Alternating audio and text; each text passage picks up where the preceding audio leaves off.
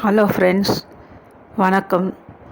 லட்சுமி அம்மா அவர்கள் எழுதிய ஸ்ரீமதி மைதிலி, அத்தியாயம் 24. வீட்டு வேலைகள் அனைத்தையும் முடித்துக்கொண்டு மைதிலி சற்று ஓய்வாக இருக்க கூடத்திற்கு வந்தாள். நகரத்திலிருந்து அவர்களை பார்த்துவிட்டு போக காலையில் சுந்தரமூர்த்தி வந்திருந்தான். சற்று நேரம் வார்த்தையாடிவிட்டு திரும்பிச் செல்லும்போது தன்னுடன் கூட ரவியை அழைத்து கொண்டு போய்விட்டிருந்தான். ரவி மீது மிக்க பாசம் வைத்திருந்த பரமேஸ்வரர் அவனை பார்க்க விரும்பி குழந்தையை கூட்டி வரும்படி மகனிடம் சொல்லி அனுப்பியிருந்தார். அவரது அன்பு வேண்டுகோளை மைதிலியால் தட்ட முடியவில்லை. சாயங்காலம் மறுபடியும் கொண்டு வந்து விட்டு விடுகிறேன் அக்கா, கவலைப்படாதீர்கள் என்று உத்தரவாதம் அளித்துவிட்டு சுந்தரமூர்த்தி குழந்தையை தோளில் தூக்கி வைத்து கொண்டு போய்விட்டான். துருவென்று விஷமங்கள் செய்த வண்ணம் வீட்டிற்குள் வளைய வந்து கொண்டிருந்த ரவி அங்கு இல்லாததால் மைதிலிக்கு வீடே விரிச்சென்று தோன்றியது. 7 மாதமாக வளர்ந்து விட்டிருந்த அவளது பெண் குழந்தை ஜெயஸ்ரீ சுகமாக தொட்டிலில் நித்திரை செய்து கொண்டிருந்தாள். ஏதோ சிந்தித்த வண்ணம் தொட்டில் சங்கிலியை பிடித்து கொண்டபடி தன் அருமை மகளின் கலங்கமற்ற இனிய வதனத்தை உற்று பார்த்து கொண்டு நின்றாள் மைதிலி. குழந்தை ஜெயஸ்ரீ நாளுக்கு நாள் மிகவும் செழுமையாகவும் அழகாகவும் வளர்ந்து வந்து கொண்டிருந்தாள். சாயலில் தந்தையை போலிருந்த அவள் வருங்காலத்தில் மிகவும் அழகானதொரு யுவதியாக வளருவாள் என்ற நம்பிக்கை மைதிலியின் தாயுள்ளத்தை பெருமிதத்தில் பூரிக்க செய்தது. தன் 2 குழந்தைகளின் வருங்காலத்தை பற்றி அவள் சிறிதும் அஞ்சவில்லை. வறுமை, துயரம் என்ற படிகளை கடந்த அவர்களது வாழ்க்கை சுபிட்சம் என்ற குறிக்கோளை நாடி நாளுக்கு நாள் உயர்ந்து கொண்டுதான் வந்தது. நீலகண்டன் சொந்தமாக ஆரம்பித்திருந்த வியாபாரத்திலே நல்ல லாபம் ஏற்பட்டிருந்தது. அதன் பயனாக தனது வருவாயை விருத்தி செய்து கொள்ளவும் இன்னும் பல முயற்சிகளில் பாடுபட்டு ஓடி உழைக்கவும் எண்ணி அவன் முதலாக தான் அடைந்த லாபத்தின் தொகையை போட்டு ஒரு பழைய மோட்டார் வண்டியை வாங்கியிருந்தான். 4 பழைய சக்கரங்களும் தகர டப்பாவை போன்ற உடலும் கொண்டிருந்த போதிலும் பூமி மீது உருண்டு ஓடுகிறதல்லவா, அதுவரை இந்த வாகனத்திற்கு ஈடு எதுவும் இல்லை என்று அவன் தனது மோட்டார் வாகனத்தை பற்றி பரிகாசமாக அடிக்கடி புகழ்ந்து கொண்டான். வியாபார விவகாரங்களை பற்றியும் செலவு செய்யும் முறைகளை பற்றியும் மைதிலி கணவனிடம் தர்க்கம் செய்யவில்லை. குழந்தைகள் 2ற்கு தந்தையாக்கிவிட்டு கணவனுக்கு வாழ்க்கையில் பொறுப்பு தெரியாதா என்ன என்று அவள் மௌனமாக அவன் செய்து வந்த காரியங்களில் எப்பொழுதும் ஒத்துழைத்து வந்தாள். ஆகவே அவர்களின் தாம்பத்திய வாழ்க்கை மிகவும் இனிமையாகவும் அமைதி நிறைந்ததாகவும் இருந்தது. நெற்றி மீது துளிர்த்து வழிந்த வியர்வையை துடைத்து கொண்டு மைதிலி இன்பப் பெருமுச்சை எய்திய வண்ணம் கூடத்து பெஞ்சியின் மீது உட்கார்ந்தாள். ஜெயஸ்ரீக்கு அணிவித்து அழகு பார்க்க அவள் ஆரம்பித்திருந்த ஸ்வெட்டர் சொக்காய் இன்னமும் பூர்த்தியாகவில்லை. கை கேட்டு உயர்த்தியிருந்த ஷெல்ஃப் தட்டில் வைக்கப்பட்டிருந்த ஸ்வெட்டரை எடுத்துக்கொண்டு அவள் தைக்கத் தொடங்கினாள். தன் அருமை மகளின் வருங்காலத்தை பற்றி பல இன்பக் கனவுகள் அவள் உள்ளத்திலே ஒன்றன் பின் ஒன்றாக தோன்றி கொண்டிருந்தன.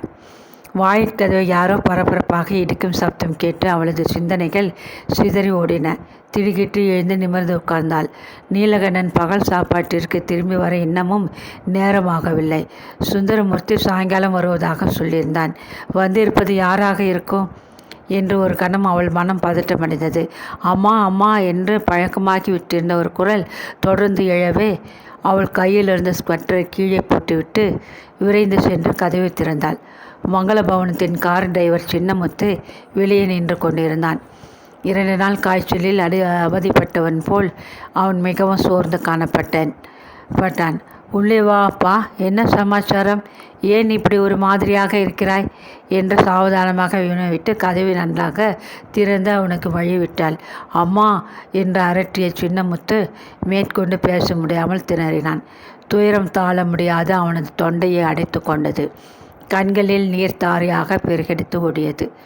தோளின் மீது போட்டிருந்த அழுக்கு படர்ந்த துண்டை எடுத்து உதறி முகத்தை துடைத்து கொண்டு, அம்மா, எஜமானர் நம்மையெல்லாம் விட்டுட்டு போய்விட்டார் அம்மா என்று கூறிவிட்டு மேலே பேச முடியாது சிறு குழந்தையைப் போல் விக்கி அழுதான்.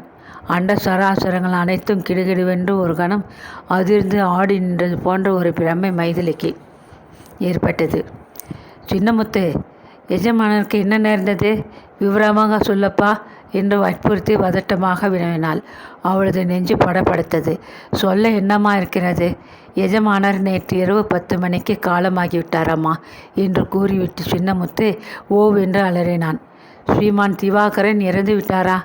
உண்மையாகவா? அவருக்கு உடம்பிற்கு என்ன? ஊரிலிருந்து எப்பொழுது திரும்பி வந்தார் என்று மைதிலி துடித்து கொண்டே கேட்டாள். எதிர்பாராத இந்த செய்தி அவளது மேனியை பயத்தில் ஒடுங்க செய்தது. அயல் நாட்டு யாத்திரையிலேருந்து முந்தா நாள் காலைதான் கல்கத்தாவுக்கு பிளேனிலே திரும்பி வந்தாரம்மா. வந்ததுதான் தான் தங்கியிருந்த ஹோட்டலிலிருந்து நம்ம பெரியம்மாவோடு டெலிஃபோனில் கூட பேசினாராம்மா. ஒரு நாள் அங்கே தங்கிவிட்டு வரப்போவதாக சொன்னாராம். நாம் எல்லாம் கொடுத்து வைத்தது அவ்வளவுதான் அம்மா. மத்தியானம் ஹோட்டலில் சாப்பிட்டு கொண்டிருக்கும் போது மார்வழி என்று மயக்கமாக விழுந்து விட்டாராம். ஆஸ்பத்திரியில் உடனே சேர்த்துவிட்டு நம் கம்பெனி பிரான்ச் மேனேஜர் தந்தி கொடுத்தார். எஜமானி அம்மா பதறி போய் தம்பி ஸ்ரீகாந்தன் அவர்களை பிளேனிலே உடனே அனுப்பினாங்க.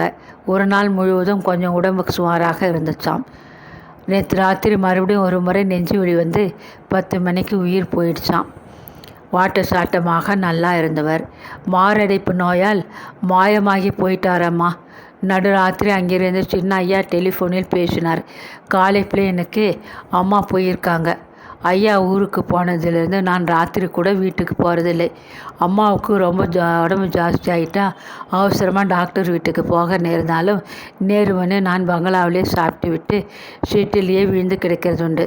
நாளைக்கு காலை வண்டியிலே வரப்போகிறார். பெரிய ஐயாவை கூட்டி வர போகிறோம் என்று சந்தோஷமாக இருந்தேன் அம்மா. 17 வருஷமாக ஐயா கிட்டே வேலை செய்து வந்தேன்.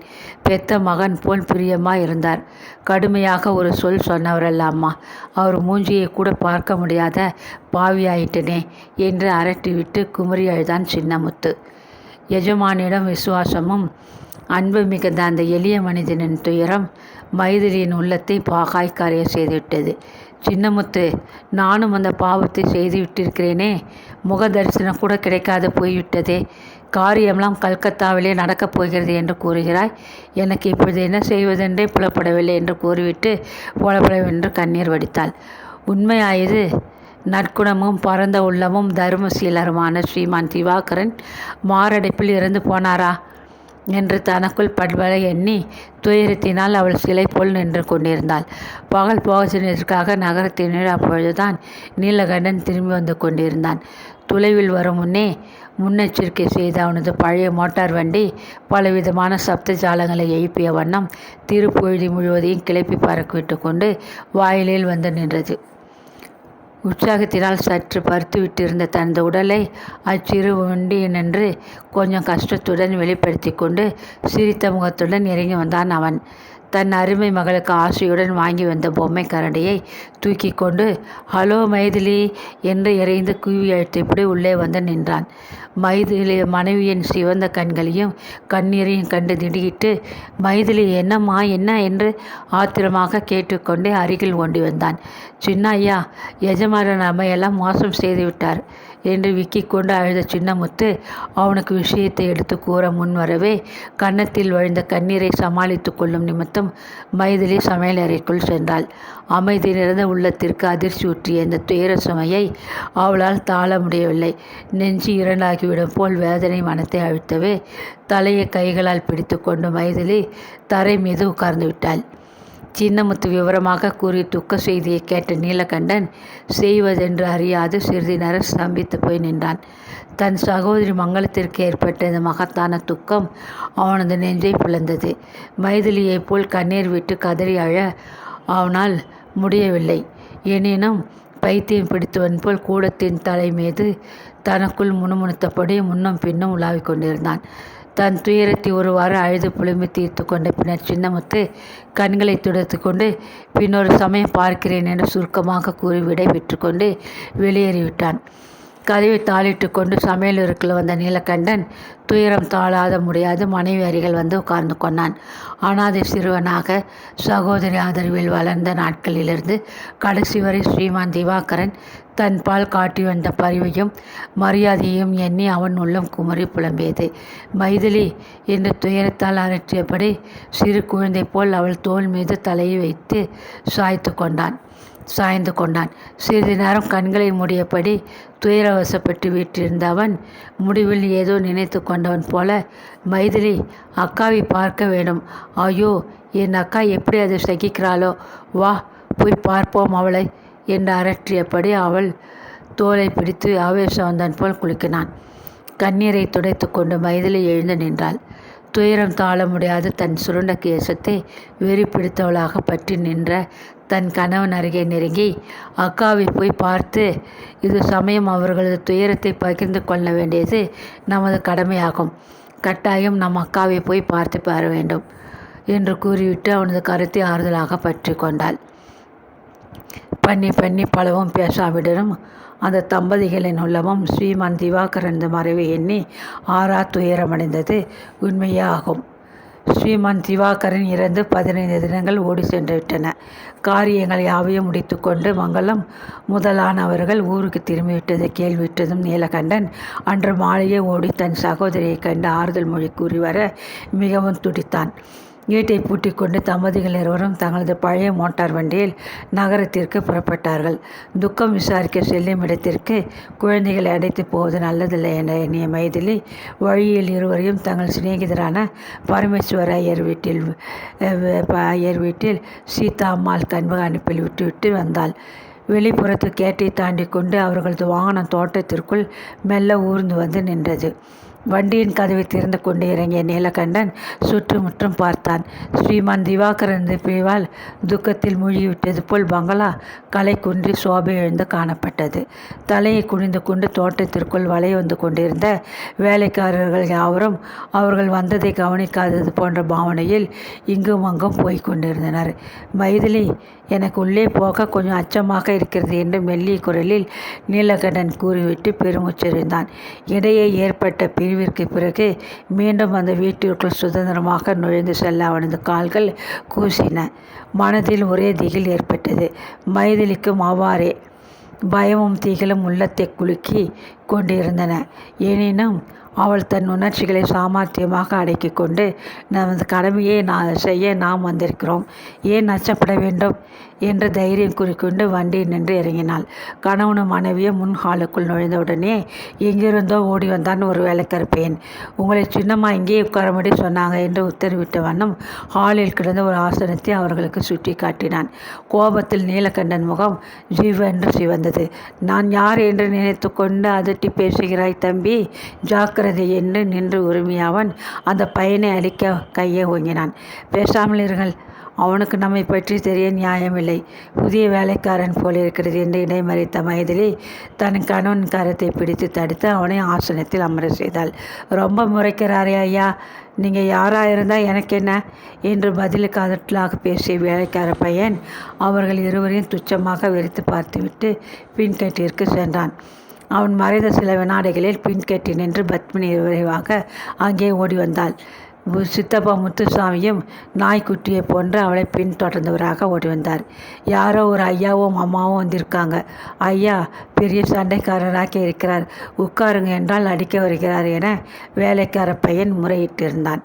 வந்தவர்கள் யார் என்று கண்டவுடனே மைதிலி பத்மினியின் முகம் கோபத்தில் இருந்துவிட்டது. முத்துசாமியின் மதமும் வதனமும் ஆத்திரத்தில் விகார ரூபத்தை கொண்டது. அவர்கள் இருவரையும் நேரடியாக பார்க்கவும் விரும்பாத பத்மினி, அக்கா இப்பொழுது யாரையுமே பார்த்து பேச விரும்பவில்லை, தம்மை யாரும் பார்க்க வேண்டாம் என்று கடும் உத்தரவு போட்டிருக்கிறார்கள் என கூறிவிட்டு கதவுக்கு பின்னால் சென்று மறைந்து கொண்டாள். என்னையும் மைதிலியையும் கட்டாயம் அக்கா தச்சக்குமையும் சந்திக்க விரும்புவாள், எனக்கு தெரியும் என்று கோபத்துடன் பதிலளித்த நீலகண்டன் மடமெனவென்று பாடி பக்கம் செல்ல விரைந்தான். பிசாசு போல் பாய்ந்த முத்துசுவாமி அவனது கையை பற்றி இழுத்தார். ஆத்திரத்துடன், நில்லப்பா நீலகண்டா, மங்களம் யாரை பார்க்க விரும்பினாலும் விரும்பாவிட்டாலும் உன்னையும் மைதிலியையும் பார்க்க விரும்பவே இல்லை. நீங்கள் இருவரும் எதற்காக இப்போது இங்கே வந்திருக்கிறீர்கள் என்பது எனக்கு தெரியும் என்று ஆத்திரமாக கூறினார். நீலகண்டனால் பொங்கி எழுந்த சினத்தை அடக்க முடியவில்லை. விடும் ஐயா கையை, என் சகோதரியை போய் பார்ப்பதை தடுக்க நீ யார் என்று கடுமையாக கேட்டுவிட்டு தன் கையை அவர் பிடியின் என்று இழுத்து கொண்டு தனது தோள்பட்டையால் அந்த கிழவரை அப்பால் தள்ளினான். ஐயோ என்று அலறியபடி அவர் சிமெண்ட் தரையில் வழுக்கி கொண்டு சற்று தொலைவில் போய் விழுந்தார்.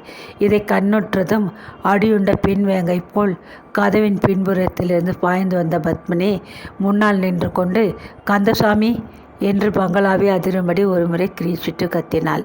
அவன் வந்ததும், இந்த மனிதருக்கும் இந்த அம்மாளுக்கும் வெளியே போகும் வழியை காட்டிவிடு என்று உத்தரவிட்டுவிட்டு மிக்க சீற்றத்துடன் தன் மைத்துனர் பக்கம் திரும்பி உத்தரவின்றி உள்ளே பிரவேசித்ததுடன், கிழவரை அடித்து கலாட்டா செய்கிறீர்கள், சீக்கிரம் வெளியே போய்விடுங்கள், இல்லாவிட்டால் நான் போலீஸை வரவழைப்பேன் என்றாள்.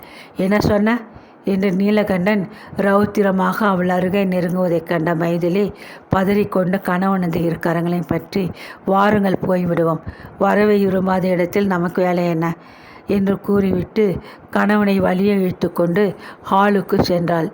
அவமானமும் துக்கமும் தாளாது அவள் உடல் அனலாக பற்றி எறிந்தது.